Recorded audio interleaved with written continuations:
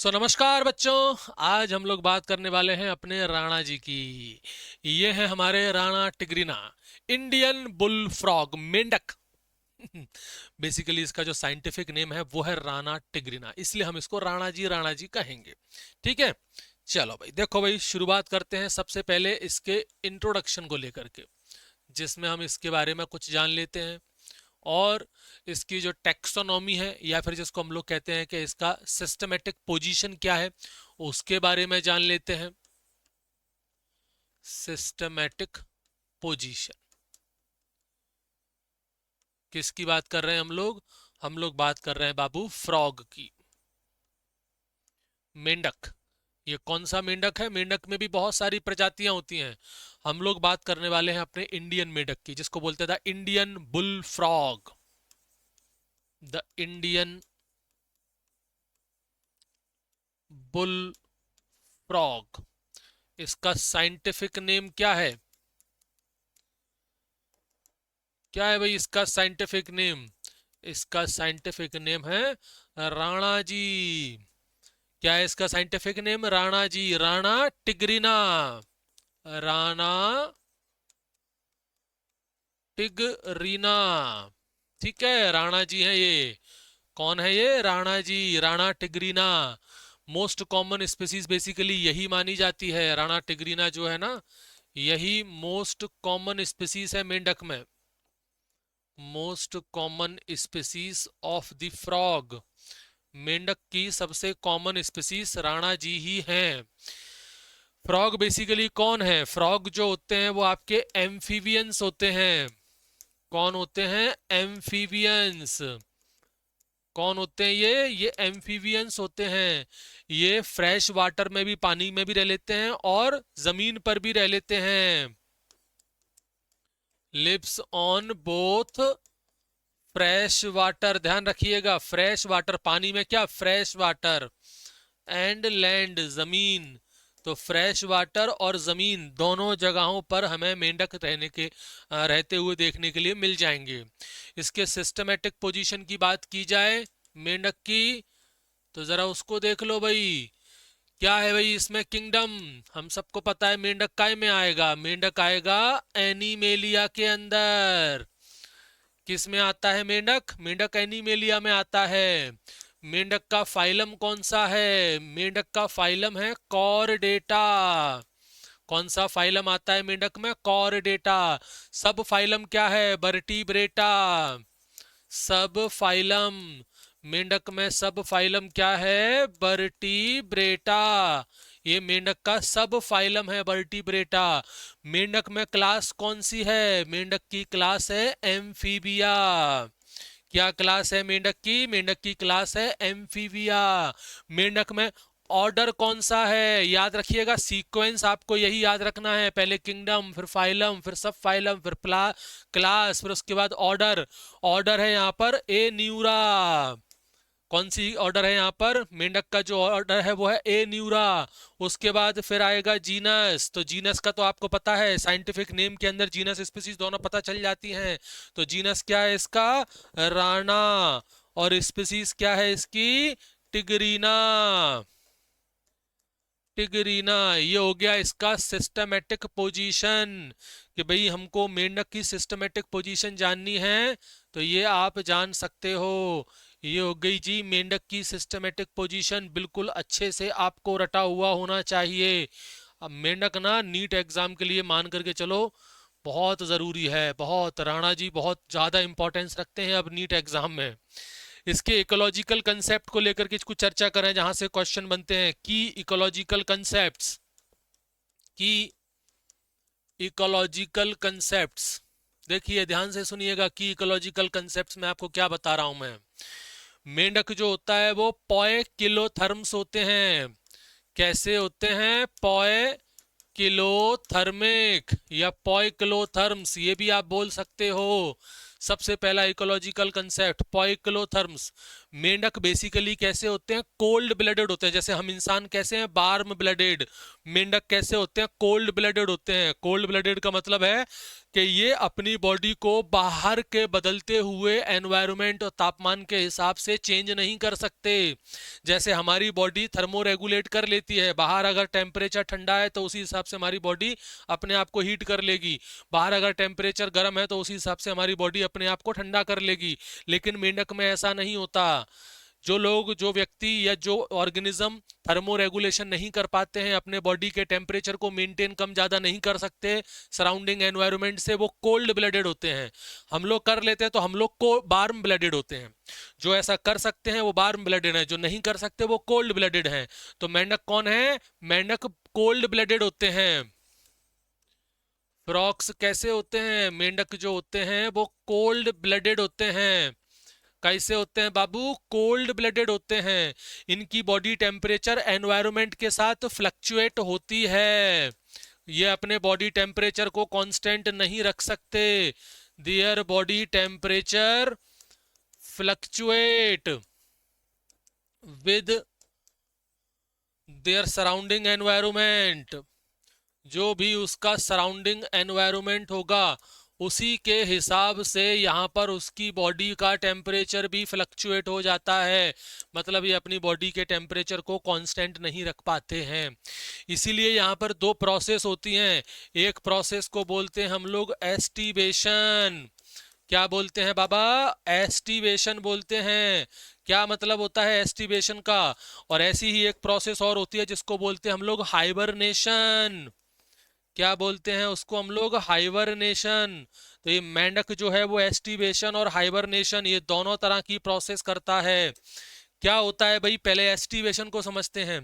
जब बहुत ज्यादा गर्मियां पड़ती हैं, एक्सट्रीम हीट होती है, तो मेंढक जमीन के अंदर चले जाते हैं, जिसको कहते हैं समर स्लीप।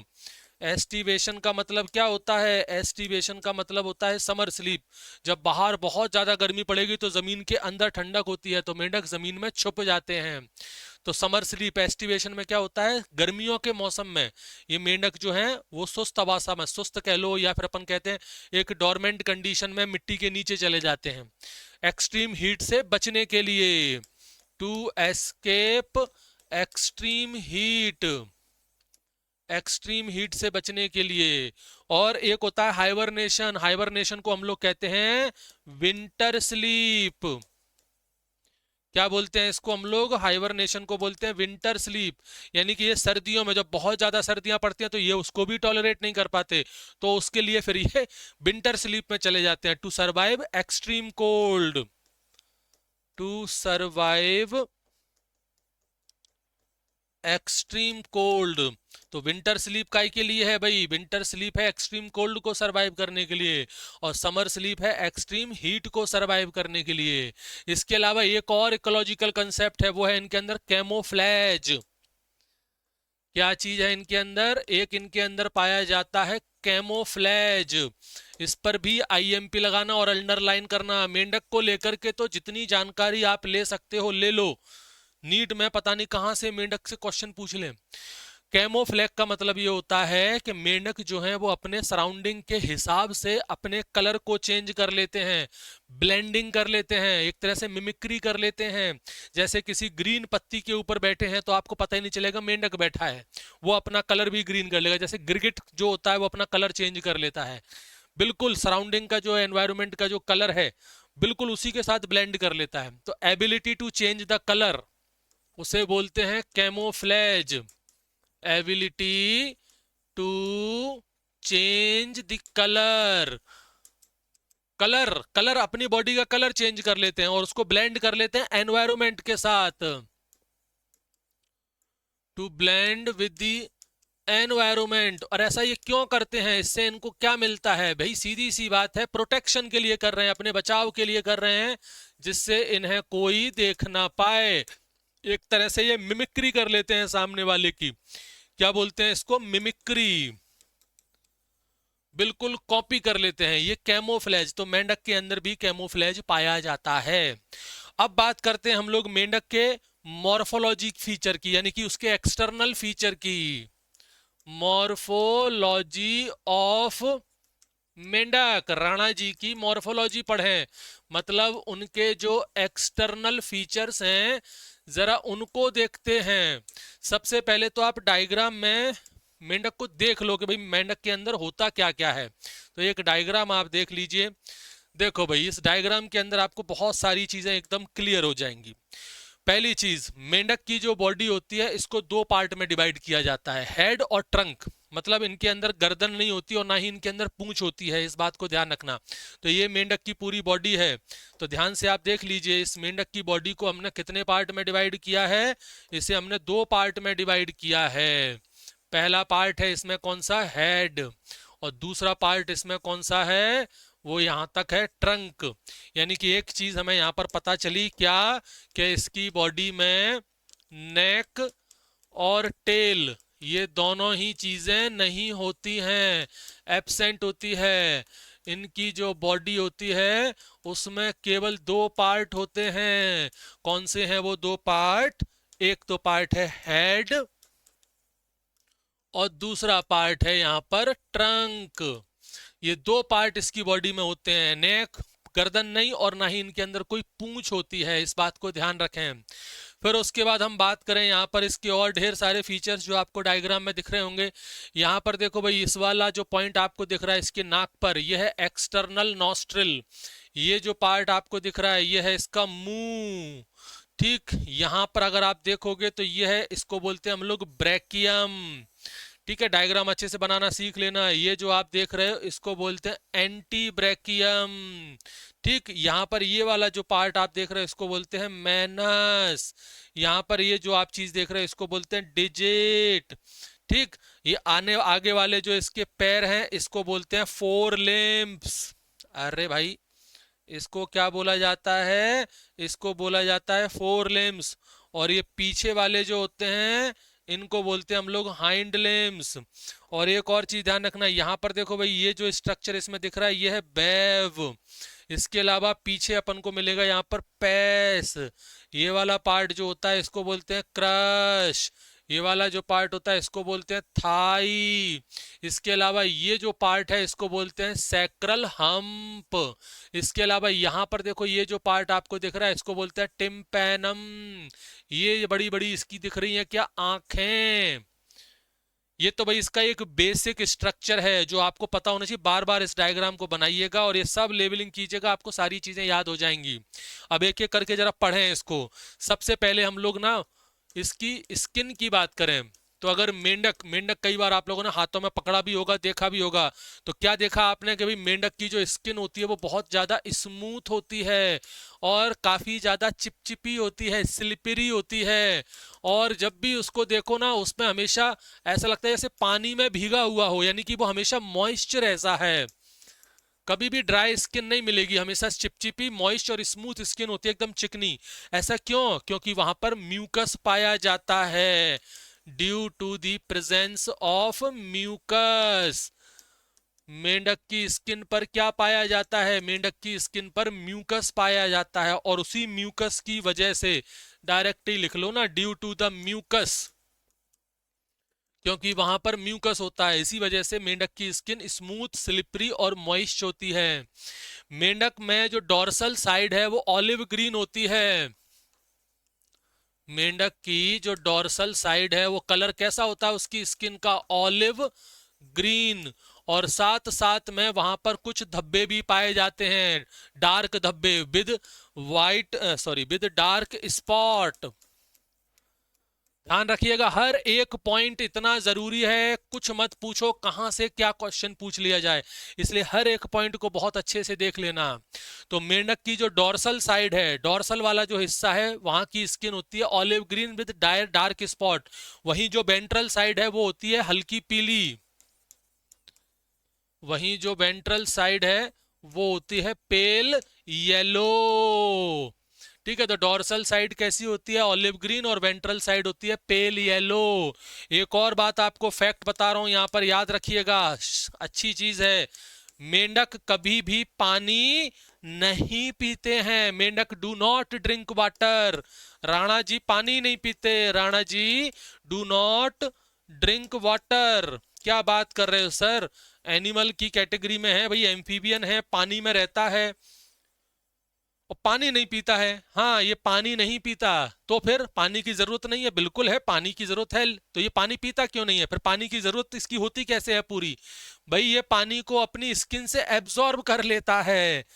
ये हमारी तरह पानी नहीं पीते, ये जीभ निकाल करके पानी नहीं पीते, ये पानी को अपनी स्किन से एब्जॉर्ब कर लेते हैं। They absorb the water through their skin. ये बहुत अच्छा फैक्ट है, अपनी स्किन से ही वो पानी को एब्जॉर्ब कर लेते हैं, बहुत अच्छा पॉइंट है। ये पानी नहीं पीते बल्कि अपनी स्किन से पानी को एब्जॉर्ब कर लेते हैं। चलो उसके बाद हम बात करें यहाँ पर इसके हेड वाले पार्ट की। इसका जो सर है, अगर इसके सर को आप ध्यान से देखोगे तो वहां पर आपको कुछ चीजें दिखेंगी। एक एक तो आपको वहां पर पेयर ऑफ नॉस्ट्रिल मिलेंगी, पेयर ऑफ नॉस्ट्रिल यानी कि दो नाक। ध्यान रखना कौन सी चीज कितने संख्या में है वो याद रखना है। तो आपको उसका जो सर है उसमें पेयर ऑफ नॉस्ट्रिल, इसके अलावा जो उसकी आंखें हैं वो थोड़ी सी बल्ज्ड होती हैं, और वहां पर एक निकटेटिंग मेम्ब्रेन होती है जो बहुत बहुत इंपॉर्टेंट पार्ट है, ध्यान रखिएगा, ध्यान से सुनिएगा। आई आर बल्ज्ड, उसकी जो आंखें होती हैं वो कैसी होती हैं, वो बल्ज्ड होती हैं। अच्छा एक चीज, एक मिनट, वो बल्ज्ड होती हैं और वहां पर वो प्रोटेक्टेड होती हैं या कहें कवर्ड होती हैं बाय दी निकिटेटिंग मेम्ब्रेन। जब मेंढक पानी के अंदर होता है तब भी मेंढक देख सकता है। क्या होता है, मेंढक जब पानी के अंदर होता है तो ये निकिटेटिंग मेम्ब्रेन जो होती है ना वो उसकी आंखों को कवर कर लेती है, और बाहर के पानी से, मतलब बाहर का जो पानी है वो उसकी आंखों में अंदर नहीं जा पाता, और वो देख भी लेता है। एक तरीके से देखा जाए तो चश्मा लगा लेता है वो निकिटेटिंग मेम्ब्रेन उसका चश्मा है, पानी के अंदर का चश्मा है। तो ये निकिटेटिंग मेम्ब्रेन से प्रोटेक्ट करता है अपनी आंखों को, कब, वाइल अंडर वाटर। जब वो पानी के अंदर होता है तो अपनी आंखों को बचाने के लिए वो निकिटेटिंग मेम्ब्रेन से अपनी आंखों को कवर कर लेता है और उससे देख भी लेता है। और देखो भाई यहाँ पर हम बात करें हियरिंग, हियरिंग स्ट्रक्चर भी यहीं पर होते हैं। हाँ यहाँ पर एक सर्कुलर मेम्ब्रेन होती है जिसको टिम्फैनम बोलते हैं, अभी आपको डायग्राम में बताया था टिम्फैनम। एक सर्कुलर स्ट्रक्चर यहाँ पर पाया जाता है जिसको क्या बोलते हैं, जिसको बोलते हैं हम लोग टिम्फैनम। ध्यान से देख लेना, अभी थोड़ी देर पहले ही आपको डायग्राम दिखाया है मैंने, एक बार फिर से दर्शन करा देता हूँ राणा जी के। ये देख लो यहाँ पर ये एक गोल गोल सी आपको एक मेम्ब्रेन दिख रही है, इस गोल गोल मेम्ब्रेन को टिम्फैनम बोलते हैं। ये जो टिम्फैनम है ना यही इसके कान है, इसी टिम्फैनम को हम लोग क्या बोलते हैं, ईयर बोलते हैं। यही है, यही बेसिकली इसके क्या है, कान है, टिम्पैनम। एक मिनट, टिम्पैनम में एम तो लगाया ही नहीं आपने, बताओ, टिम्पैनम। कान गुस्से हो जाएंगे, राणा जी के साथ गलती नहीं नहीं। तो टिम्पैनम, उसकी टिम्पैनम को उसके कान बोलते हैं। ये कहां पर होते हैं, जस्ट उसकी आंखों के पीछे, sit behind the eye, sit behind the eye, बिल्कुल आंखों के पीछे ही होते हैं, आंखों के ठीक पीछे हैं। देख लीजिए एक बार, राणा जी के दर्शन कराइए भाई, ये रहा, ये देखो इसकी आंखें हो गई, आंखों के ठीक पीछे यहाँ पर गोल गोल स्ट्रक्चर है, मेम्ब्रेन है, ये इसके कान है। ये बेसिकली साउंड सिग्नल को रिसीव कर सकते हैं, that receives the sound signal, यानी कि सुनने का काम बेसिकली इसी का है, ये साउंड सिग्नल को रिसीव कर लेते हैं। और देखो भाई यहाँ पर हम बात करें इसके पैरों की। अब देखो लिम्स की अगर मैं बात करूं तो जैसे यहाँ पर राणा जी का फोटो दिखाइए भैया, दर्शन कराइए राणा जी के। यहाँ देखो इसमें होते हैं फोर लिम्स और इसमें होते हैं हाइंड लिम्स। तो पहले अपन बात करें यहाँ पर फोर लिम्स की। फोर लिम्स यानी कि आगे वाले जो इसके पैर हैं उसकी हम चर्चा करें तो इसके जो आगे वाले पैर हैं वो 4 डिजिट में ही खत्म हो जाते हैं, एंड इन 4 डिजिट। ध्यान से सुनिएगा क्या बता रहा हूं, आगे वाले जो इसके पैर हैं, फोटो दर्शन कराइए भाई, दर्शन, उसमें 4 उंगलियां, जैसे हमारे पास 5 है इसमें 4 हैं, अगर आप चाहो तो गिन भी सकते हो, 1 2 3 4। देख लीजिए 1 2 3 4, केवल 4 ही उंगलियां होती हैं, यानी कि 4 डिजिट में खत्म। इसका काम है लीपिंग और ब्रोइंग में, ये काय में इस्तेमाल होता है, लीपिंग और ब्रोइंग में, used in leaping and borrowing, गड्ढा वगैरह जो खोद लेते हैं ना, ये बिल बना करके गड्ढे में जमीन के नीचे रहते हैं, तो गड्ढा खोदने वगैरह में, बोरोइंग करने में ये काम आते हैं। फिर हम बात करें इनके पीछे वाले पैर की, यानी कि जो हाइंड लिम्स हैं उनकी हम लोग चर्चा करें। तो पीछे वाले पैर, भाई बर से दर्शन कराओ राणा जी के, राणा जी के दर्शन, ये रहे राणा जी, ये इनके पीछे वाले पैर हैं। पीछे वाले पैर आगे वाले पैर की तुलना में थोड़े से बड़े होते हैं और ज्यादा मस्कुलर होते हैं, और उनमें 5 उंगलियां होती हैं, एंड्स इन 5 डिजिट। ठीक है, तो ये थोड़े से साइज में भी बड़े होते हैं और थोड़े से ज्यादा मस्कुलर होते हैं, एंड इन 5 डिजिट। कितनी डिजिट? 5, यानी 5 उंगलियां अपन को देखने को मिलेंगी। और एक और इंपॉर्टेंट चीज, यहीं पर हमको देखो, राणा जी का फोटो दिखाओ भाई, दर्शन दर्शन, ये यहाँ पर देखो आप, ये वेब फिट, अपन को यहाँ पर वेब फिट नहीं होते, जबकि इसमें क्या होता है, उंगली के बीच में ऐसे स्किन होती है। जैसे अपनी उंगली में देखो कोई स्किन नहीं है, ऐसा कुछ नहीं है, इनके यहाँ पर ऐसे स्किन होती है, जैसे पक्षियों के होते हैं ना, ऐसे यहाँ पर देखो ये स्किन आपको नजर आ रही होगी, वेब बोलते हैं इनको, वेब। तो वेब फिट इनके पास पाए जाते हैं, वेब्ड फिट हैं। तो ये वेब्ड फिट ध्यान रखिएगा, कहाँ मिलेंगे आपको? पीछे वाले पैर में मिलेंगे, हाइंड लिम्स जो होते हैं उन्हीं में पाए जाते हैं। ये वेब्ड फिट जो होते हैं वो तैरने के लिए बनाए जाते हैं, तो ये हेल्प करते हैं स्विमिंग में। जिन जिन के पास ये पैर, इस तरह के पैर होते हैं ना, वो स्विमिंग में ही इस्तेमाल होते हैं, इस बात को ध्यान रखना। जिस जिसके भी पास होंगे अगर इस तरीके के वेब्ड फिट, तो वो स्विमिंग में इस्तेमाल किए जाते हैं। फिर उसके बाद हम बात करें यहाँ पर सेक्सुअल डायमॉर्फिज्म, मेंढक और मेंढकी, कैसे पता करोगे कौन मेंढक है और कौन मेंढकी है? क्या दोनों के बीच में कोई डिफरेंस है? जी हाँ, दोनों के बीच में डिफरेंस है, सेक्सुअल डायमॉर्फिज्म दोनों के बीच में होता है, हम आइडेंटिफिकेशन कर सकते हैं। सबसे बड़ा आइडेंटिफिकेशन, अगर मैं पता लगाऊं कि कोई मेंढक मेल है या फीमेल है, तो कैसे पता लगाएंगे? अगर हम मेल को पता लगाना थोड़ा आसान है, क्योंकि मेल के अंदर कुछ ऐसी चीजें हैं जो फीमेल के अंदर नहीं है। पहली चीज ये लिख लीजिएगा, बहुत इंपॉर्टेंट पॉइंट बता रहा हूं मैं आपको, male frog are distinguished from the female frog. Male frog को आप फीमेल फ्रॉग से अलग कर सकते हो, कैसे? 2 चीजों से। सबसे बड़ी इंपॉर्टेंट चीज, एक है वोकल सैक, जो कि हमें सिर्फ मेल मेंढक के अंदर, मेंढक जो होता है उसके अंदर ही मिलेगा, मेंढकी के अंदर नहीं है। वोकल सैक काई के लिए होता है? साउंड प्रोडक्शन के लिए, याद रखिएगा। यानी कि आवाजें जो निकल सकती है ना, वो केवल मेल ही निकालता है। दूसरा है कॉपुलरी पैड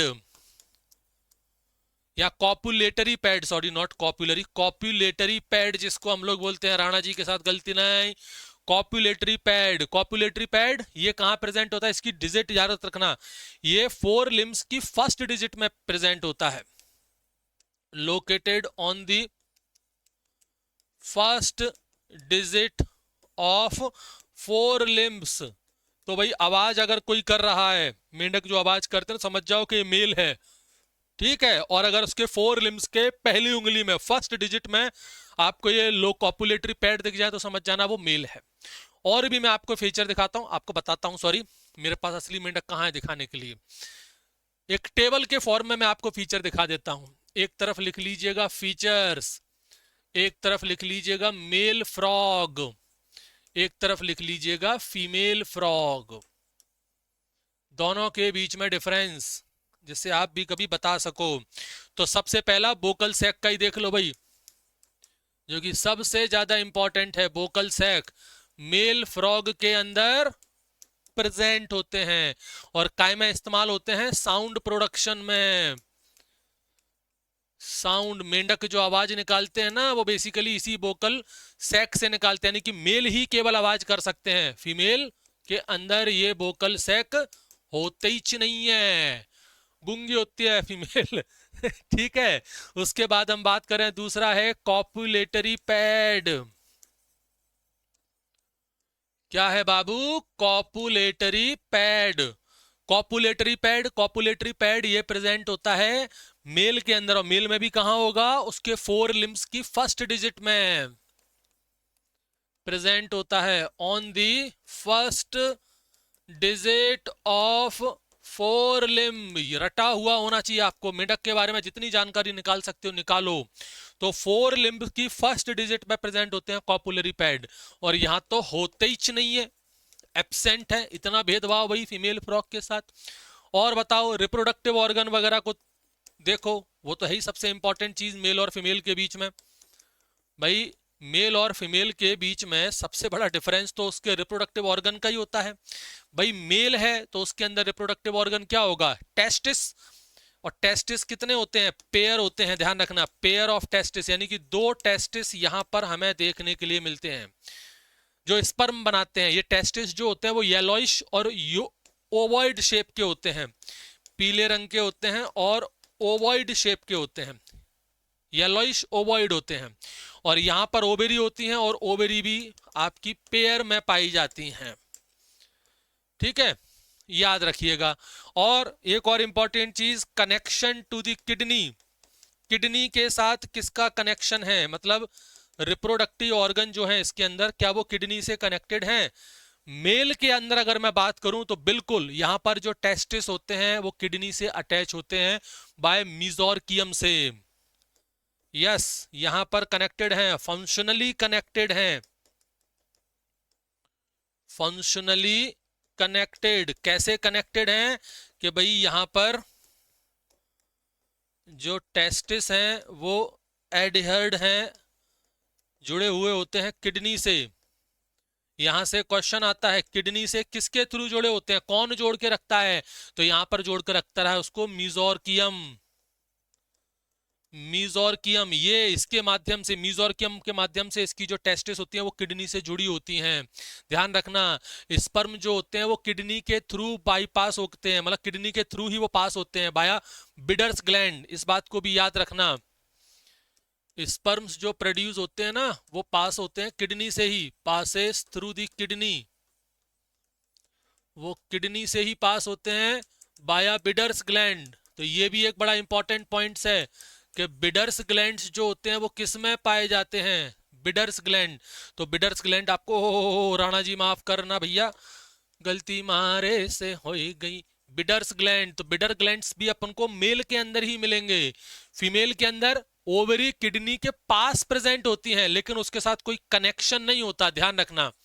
यहां पर अपन लोग फीमेल के बारे में पढ़ रहे थे, यहां पर अपन लोग मेल के बारे में पढ़ रहे थे। तो यहां पर किडनी, सॉरी, जो ओवेरी हैं, ओवेरीज प्रेजेंट तो है किडनी के बगल में, प्रेजेंट नियर द किडनी, ध्यान से सुन लीजिएगा। बट कोई भी फंक्शनल कनेक्शन वहां पर नहीं है, functional connection with the kidney is not present. लेकिन किडनी के साथ कोई फंक्शनल कनेक्शन वहां पर नहीं होता है, फंक्शनल कनेक्शन केवल मेल के अंदर अपन को देखने को मिलता है। और देखो भाई, एग्जिट एग्जिट डक्ट, मेल के अंदर एग्जिट डक्ट और फीमेल के अंदर, मेल के अंदर पाई जाती है यूरिनोजेनाइटल डक्ट, यूरिनोजेनाइटल डक्ट, ये मेल के अंदर हमें देखने को मिलेगी, यूरिनोजेनाइटल डक्ट, जिसमें यूरिन और स्पर्म दोनों चीजें होती हैं, ध्यान रखना, carries both urine and sperm, urine और स्पर्म दोनों ही चीजें इसके अंदर होती हैं, ध्यान रखिएगा। वहीं यहां पर हम बात करें तो इनके पास सेपरेट ओविडक्ट होती है जो ओपन करती है क्लोका के अंदर, एज सेपरेट ओविडक्ट है इनके पास, जो ओपन होती है किस में, क्लोका में। याद रखिएगा, बहुत ही ज्यादा इंपॉर्टेंट है। और गैमीट प्रोडक्शन के बारे में देख लो भाई, एक गैमीट प्रोडक्शन, तो भाई यहां पर जो मेल है वो क्या बनाते हैं, मेल स्पर्म बनाते हैं सर, और क्या बनाएंगे, तो मेल स्पर्म बनाते हैं। ठीक है, याद रखना ये स्पर्म प्रोड्यूस करेंगे। और यहां पर फीमेल अंडे बनाते हैं, ये अंडे जो है ना वो 2500 से 3000 बनते हैं, 2500 से 3000 ओवा एट अ टाइम। ये बड़ी खतरनाक चीज है भाई, इनके अंदर 2500 से 3000 अंडे एक बार में बन जाते हैं। आ रही है बात समझ में, तो ये बात हो गई क्या, मेंढक और मेंढकी, राणा जी और मिस रानी जी उनके बीच का एक मॉर्फोलॉजिकल डिफरेंस हमने देख लिया।